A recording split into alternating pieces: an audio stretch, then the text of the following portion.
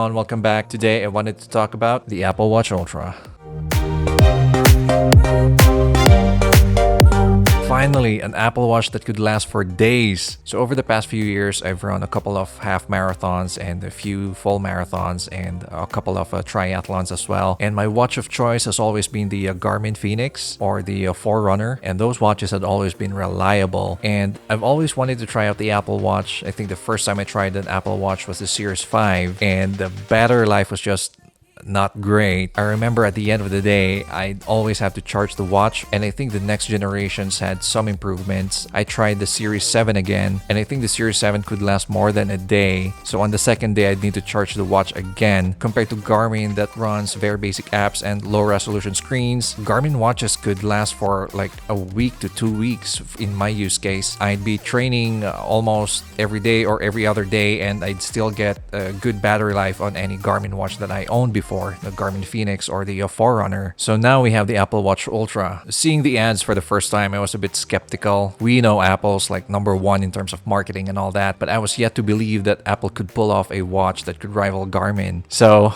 I bought the watch. I've been trying it for a few days, so I haven't been running or cycling recently. I'm yet to try that out, but what I did for this experiment was that every day I would go on walks around an hour, and I was curious to see how that would affect the battery life if I went on walks an hour every day and combined that with my everyday use case on the Apple Watch combined with my iPhone. So on the average, I could say that the Apple Watch Ultra could last me about 2.5 days compared to any previous Apple Watch series in the past. So this for me is the game changer on the Apple Watch Ultra. So yes, I don't think I could reap every single benefit that they threw at the Apple Watch Ultra. It's marketed as a diving watch, a hiking watch, an ultra marathon watch, full Ironman triathlon watch. So it's exciting for me to see how the Apple Watch would work if I could get another opportunity for me to step back into those sports. Not anytime in the near term, but hopefully one day I could get back into a race and try out the Apple Watch with me.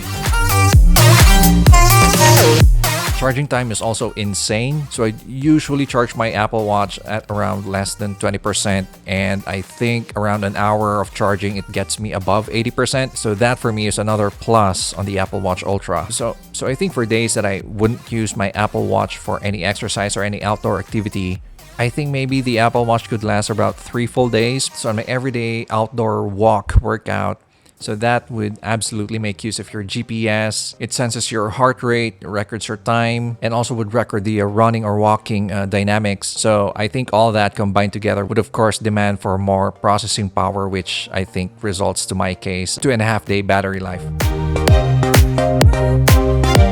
And on the aesthetics, I do love the Alpine Loop. It's really comfortable. It feels like a blanket wrapped around your wrist. I didn't do a pre-order because I was hesitant about how the Apple Watch Ultra would turn out, but after seeing first day reviews, I just had to buy the Apple Watch, so I had to wait for an Apple Watch to be available at the Apple Store, and I'm so glad that the green Alpine Loop was available, and immediately I did an online purchase and hopped over to the Apple Store and bought the watch.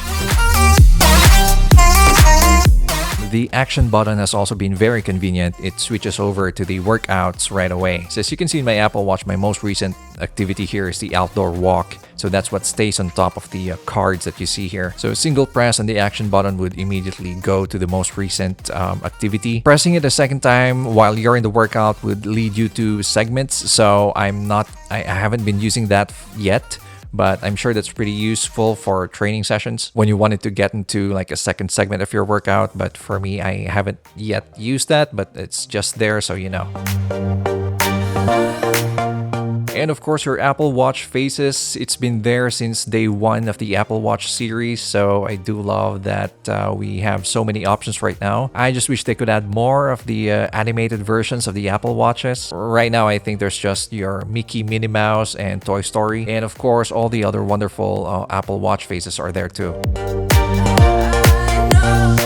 For the price of $799, I think this watch is so well worth it. It has Wi-Fi, cellular, all the outdoors and sports features, and your marathons, ultra marathons, your weightlifting trainings, core trainings, and every single variation of any workout and outdoor activities are there, including deep diving, hiking, and all that. So some of the tech YouTubers would say that the Apple Watch Ultra is only meant for a very specific niche of people, but I disagree. I think this is a step up over the regular Apple Watch Series 7 or 8. All the features so far on every Apple Watch series is there, and the latest watch bands are also really nice. And the very best part of it is battery life, which gets you, for at least for my case, it gets me around 2.5, or I think would last until 3 full days without any activity. And I think this isn't just for any elite athlete, but I think it also covers the needs of people who are in the Apple ecosystem, or anyone who wanted to upgrade from any older Apple Watch series. I mean, come on, you get 3 days battery life or 2.5 days? I think that for me is a very good reason for an upgrade. Alright, and this is just a preview of my early use of the Apple Watch Series Ultra. I'll be posting more, and I hope to post more videos if I get the chance to try this out on any race or any trainings that I would do in the future, so stay tuned for that. And that's it for this one. Thanks again so much for watching, and I'll catch you again on the next one.